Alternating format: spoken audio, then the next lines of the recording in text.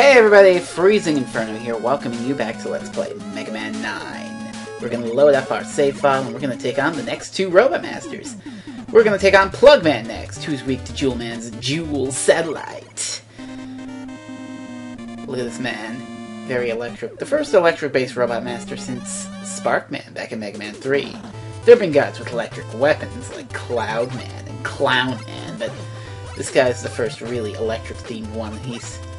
Those things should be blinking, but refresh rates or some shit. I don't even fucking know why. And you got those tellies. This stage is kind of tricky in certain aspects. It doesn't really have a main stage gimmick. Well, it has one thing that'll come up later. But the main thing you're going to have to deal with is everyone's favorite thing in Mega Man. The Yoku disappearing, reappearing blocks. I'm going to pull out the Black Hole Bomb here because of that Metul right there. Little bastard. Half the time he knocks me down into those spikes and I've got to scramble with my invincibility back to get to fresh land. So I just use the Black Hole Bomb and get rid of him. Simple stuff. You can time it right and dodge his shots and kill him or something like that, but it's easier for me to just obliterate him. Get another life, and here's another gimmick. These things that create these weird Shadow Mega Man clone things. While I fiddle around with this, let's read Plugman's info box. Plugman was designed to inspect the quality control in the television factory. He's obsessed with gadgets and loves to browse electronics stores. That makes sense considering a thing. Now these things, you can Black Hole Bomb them. We've basically just got a section in the dark with these disappearing blocks. It's not so bad. Not so bad, really. I know the pattern here. I've played Mega Man 9 to death. I really have. It's just... I love it.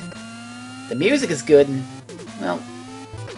we'll get to other stuff later. The music is good, and the weapons are really, really good in particular. You're about to see one of the best ones later. Oh look, an E-Tank! As you may or may not know, if you've ever played a Mega Man game before, E-Tanks will restore your health in full when you use them. Fill up the Black Hole Bomb here again. Yeah. I like this stage is okay. It's not particularly like good or bad. It's okay. Falls in the realm of okay. That's better than terrible, you know? Let's show off the Jewel Satellite. It is a shield weapon, like the Wood Shield or any of the other myriad shields in Mega Man games, but unlike most of those shields, it doesn't wear off after 2 or 3 hits, and you can move around. In fact, this thing will only wear off if you either throw it, move to another screen, or hit a really strong enemy that can't be killed in like 1 hit. In short, Jewel Satellite is fucking amazing. It is the best shield weapon, and it is arguably the best weapon in this game, because it's just that good. The only problem is it has a rather high refresh rate, or weapon energy consumption rate, whatever the hell you want to call it. Ah, retarded big eye! Get out of my face. And we're going to use it right here on Plugman. Good old Pluggy Wuggy. Okay, buddy. Plugman has really only one attack. He shoots these plug balls, and they can come down, but the Jewel Satellite blocks him, and the only other thing he can really do is just jump into you. Kinda like that. Also, it will take you all of your Jewel Satellite to kill him. Every single drop, so don't have any of it used when you fight Plugman, or else you gotta Buster Duel him.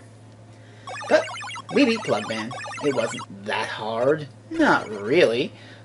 Alright, and we are going to get his weapon, which is the Plug Ball, and it does this, and it runs along platforms and up walls and stuff. It's okay. Everything about Plugman is okay. But this next guy is more than okay. He's great. He's Tornado Man, and we're gonna take him on now. Oh boy, look at this guy. He is an air-based Robot Master, and he has some of the best stage music.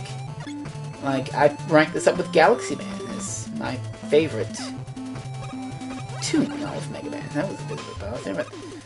Alright, Tornado Man's gimmick of sorts are these rotating platforms. Now, why do I say they're rotating? Because when you jump on one, woo, woo, yeah, you fucking rotate and you make a stupid noise for the internet because you're a moron. And those balloons, you can kill them two ways. You either shoot the thing or they go like that. Anyway, the first main hurdle here on Tornado Man stage is a bunch of these things, and I like to bunny hop because that keeps you up top. Because if you jump while you're facing down, you plummet down. You don't jump off, so you gotta be careful. So that's why I like to stay above the rotating battery things. They kind of look like batteries to me. I don't know why I... Okay, there we go. And this is the end of the first section of these. Yeah, there's more. There's definitely more. So let's read Tornado Man's info box, why don't we? Because all it says is Tornado Man was built to help control or stop the formation of dangerous storms. Dangerous storms indeed. And it's also worth noting that Tornado Man's visual design is actually kind of reminiscent of Harpuia from the Mega Man Zero series. Which makes sense because Intercreate made Zero, ZX, and this lovely little game right here. And I think making these 8-bit Mega Man games is what's keeping them from making a Mega Man ZX3, which I really want them to make because ZX Advent sucked! Oh, also another fun thing about Dual Satellite. Reflect shots! And you can reflect them right back at that poor little Sniper Joe. Or Super Sniper Joe, since he shoots like a machine gun. Machine Gun Joe? I don't know what his name is. Why am I, a nerd or some shit? Well, I kinda am a nerd. I mean, I watch Doctor Who and I play Mega Man for the internet. Of course I'm a fucking nerd. Grab a screw.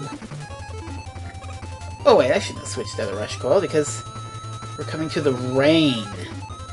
Yeah, this is just like some Toadman shit. It's gonna push you back when you jump, but only when you jump.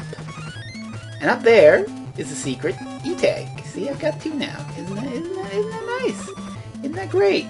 So the wind's pushing me back. How am I gonna make this? Oh. Yeah, there are hidden little platforms under these clouds that you can jump on. Now this section, I don't like this section because you gotta do the bunny hopping. Well, you don't have to, but I do the bunny hopping, and the wind is pushing me back while I'm doing so.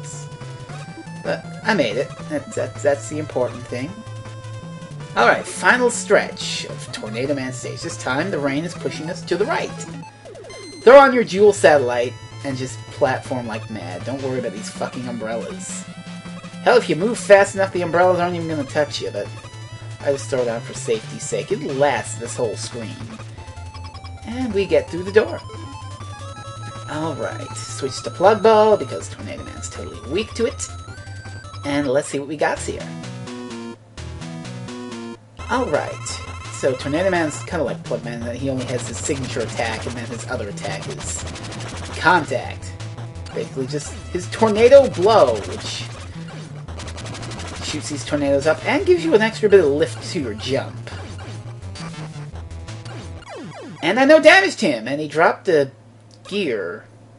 What is this, Robot Ninja Haggle Man? Take that son of a bitch.